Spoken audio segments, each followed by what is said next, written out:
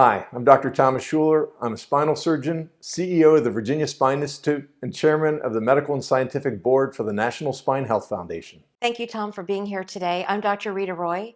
I'm the CEO of the National Spine Health Foundation, and we are here today to talk about the crisis that is affecting our nation right now. We are in the midst of the COVID-19 pandemic, and today we're going to talk a little bit about what the impact this has on our nation and in particular on spinal health. Dr. Schuler, you are seeing a reduction in the ability to treat people for their spinal conditions. What does that picture look like for you right now? So our practice has lost half the patients that normally come in because everybody's afraid and they're quarantining and staying at home. But actually, the people we're seeing desperately need our services. The people that are coming in are in crisis, they're in severe pain, they need help. And that's the important thing, is that it is essential that providers are out there to help the people that are in crisis. Because you don't want to go to the emergency room nowadays. And so it's by being available, using proper cleaning techniques and the proper use of masks and appropriate treatment of both the medical staff and of the patients with masks and sterilizing everything we can to make sure that we protect everybody, but we're there to provide that essential care. Yeah, I think that's really important for patients to know that they can see their doctors during this time if they have, an exacerbation of their pain, and that they really should reach out to their doctor's offices to figure out how to do that. I think, one of the things we look for silver linings during times like this, and one of the things that I've seen come to the forefront is the implementation of telemedicine. For many, many years, the promise of telemedicine has been out there, but it takes a crisis, almost to make something like that become part of our daily routine. If we take a look at healthcare, healthcare sometimes moves very slowly to evolve. And telemedicine is not perfect. It's great for certain things, but the problem with telemedicine is you can't reach out and touch a patient. And so you have to rely on asking the patient questions to get information. But because of this pandemic, telemedicine is now going to be ubiquitous. It's throughout the healthcare system. Yeah. And any practice that is trying to stay afloat is doing telemedicine for the safety of their patients, the safety of their providers, and using it. Having said that, in our practice, we had not done telemedicine prior to this epidemic, like so many other practices across the country, yeah. And we're doing it now. And it's actually working out quite well for the patients that need to have that contact. Yeah, and I think that you point out that with telemedicine, you can't reach out and touch a patient, but so much of the time having the conversation with the patient almost as a triage, because a lot of times people don't understand, am I having an emergency situation with my pain, or is this just an exacerbation where I need to modify my movement or do some different exercises? Let me just talk to my doctor. So that is the power of the telemedicine, is that people aren't prevented from having meaningful audio-visual communication with their healthcare provider. Mm-hmm. And there are things we can look at patients, see how they move, and have discussions about where they hurt and understand. And then that can lead to us recommending treatments. And for some of these people that we've done telemedicine visits on, we've realized that they need a certain medication, or they need an injection, or they need a better evaluation, mm-hmm. And then we can act appropriately. If we look at situations like this to drive innovation, that can be a very exciting outcome of a moment like this. And thinking about the use of telemedicine and all the ways that it can be used for patient care really is going to be a positive outcome of the pandemic. But I think there are other scenarios that are not going to be as positive an outcome. We know in the Spine Health Foundation that, the ergonomics of working at your desk or teleworking are going to be challenging for people. We say, don't work in bed, mind your posture when you're teleworking, make sure your laptop's at the right level.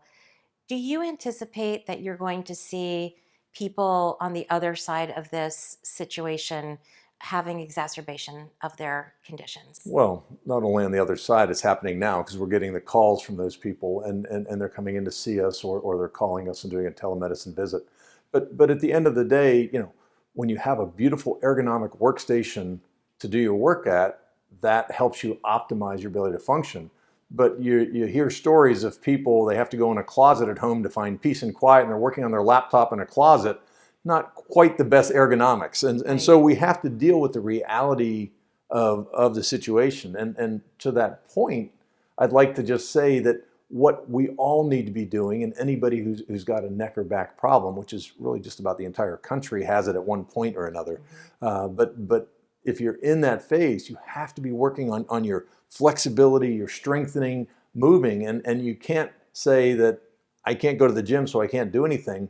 And that's what's important, is to have a home exercise program. And do you want to comment on the resource the foundation has? Yes, at the Spine Health Foundation, we put out special information during the COVID time, but also regular information that's always there about simple tips and tricks that you can do at home that don't require gym equipment, don't require you to be in a group fitness class. These involve simple stretches that you can do, looking at your workspace, and at the end of the day, moving, just getting your body moving. We've heard from patients who live in apartment buildings and they go into the staircases and they walk the stairs just to get their selves moving because they're not able to go outside or the weather is bad or what have you. So wherever you are, whatever your situation is, figure out a way that you can get at least at a minimum movement into your life.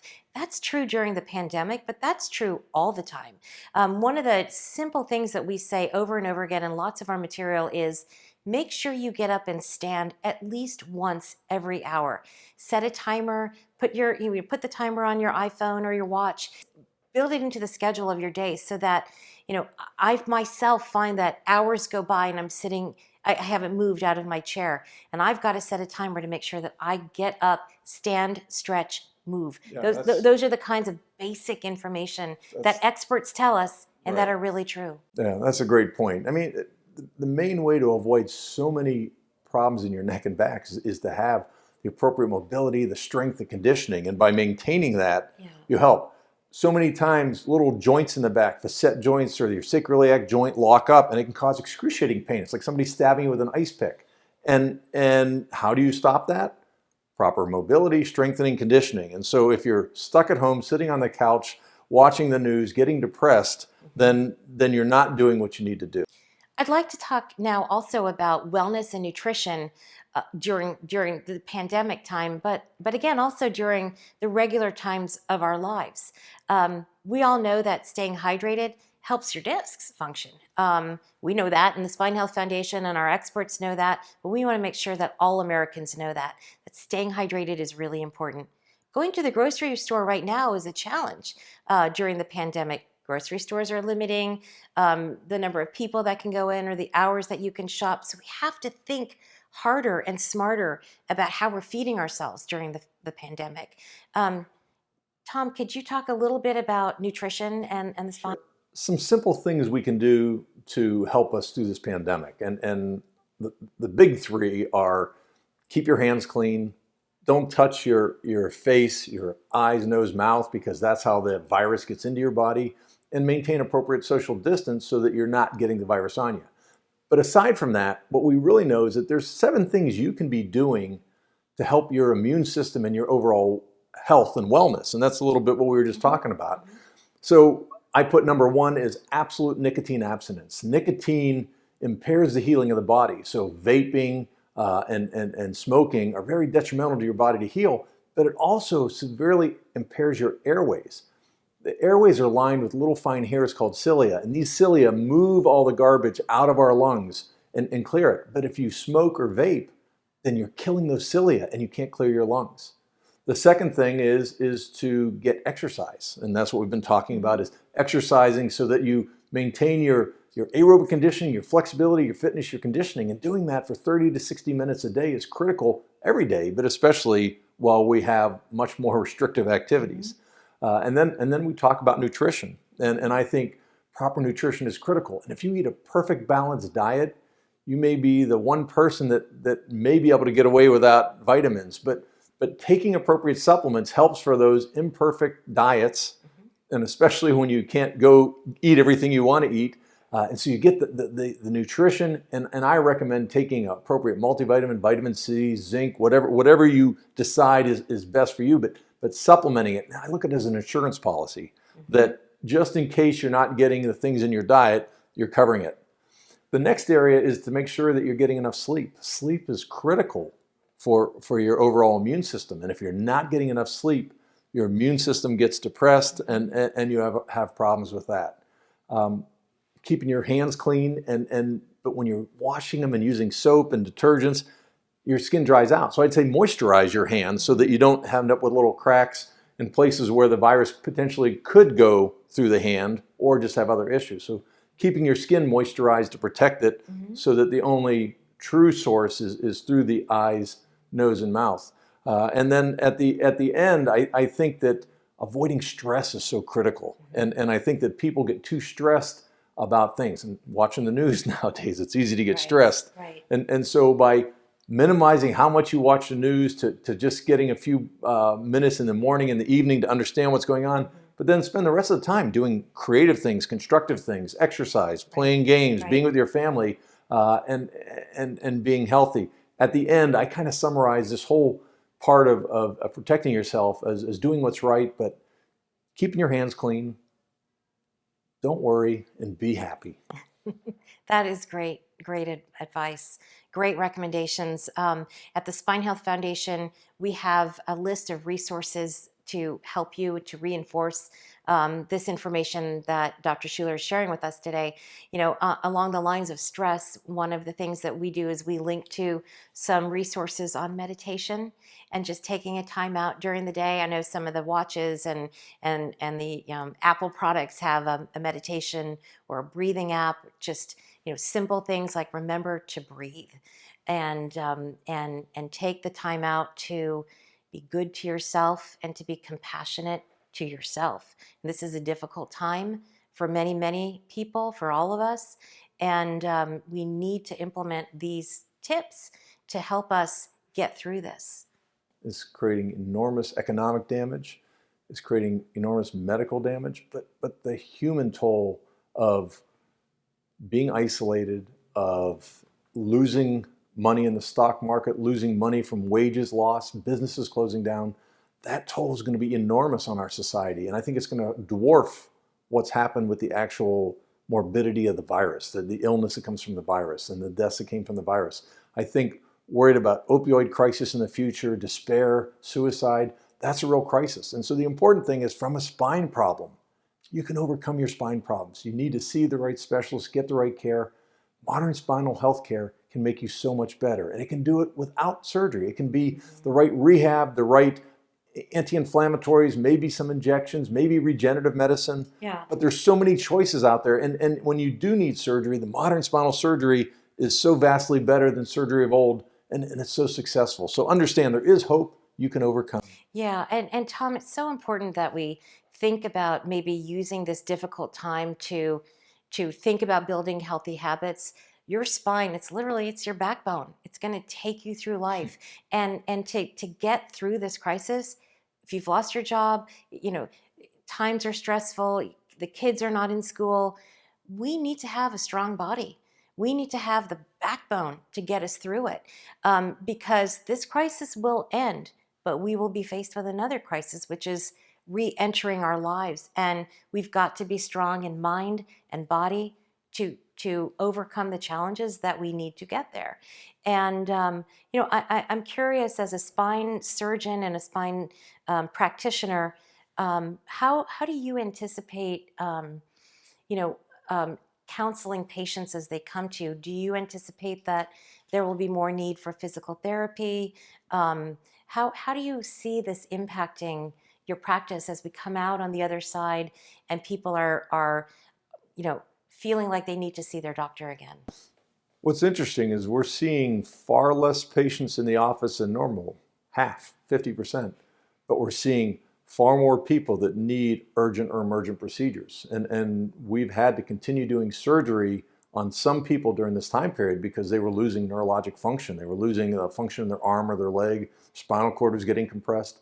And so there is a need out there that has persisted through this period, and we have been providing it. And I think if you reach out to the specialists around the country, that you can get the appropriate skill and service that you need to help you through this tough time. But on the outside, it's again developing this habit of what am I going to do to take care of my health? How am I going to be the owner of my body so that I can live the best quality life that I have? And the benefit of that is not just your spine. Well, that's what I'm most passionate about.